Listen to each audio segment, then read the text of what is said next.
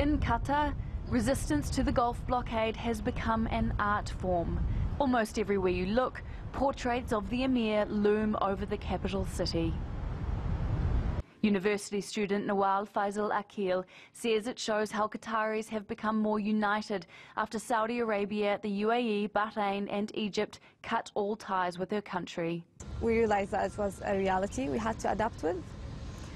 I would summarize the blockade period in 3 words: shock, hard work and survival, which we are continuing in achieving it. But most of Qatar's 2.6 million people are immigrants, and for many of them, the past year has been more complicated. Celine Baycum had to leave the country and her job working for a hotel in the first weeks of the blockade. There was no guest in the hotel, there was no business. Even normally the hotels are likely like 100% occupancy, 90%, and at that time there was only like 5%. So no one was coming. But in May, she decided to return. And after 10 months, I just realized that nothing is actually changed. The blockade is still actually ongoing, but the business is actually stabilized. And a report from the International Monetary Fund says while the blockade initially hurt Qatar's economy, the financial impact is starting to fade. The IMF says Qatar's economy is expected to grow 2.6% this year.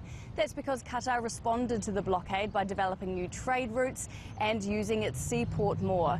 It also injected billions of dollars into its banks to replace the money being pulled out by banks in Saudi Arabia, the UAE, Bahrain and Egypt. One big business has been affected though. Qatar Airways has experienced what it calls a substantial loss in its last financial year. According to its chief executive, it's a direct consequence of the regional dispute and losing access to 18 cities. But for Nawal Faisal Akil, the blockade has brought unexpected bonuses. I would personally say that our society is used to the comfortable lifestyle, and I think the blockade crisis was more of an alert to work harder. She believes the blockade has made Qatar stronger. And 1 year on, there is little sign the country is hurting. McGee, TRT World, Doha.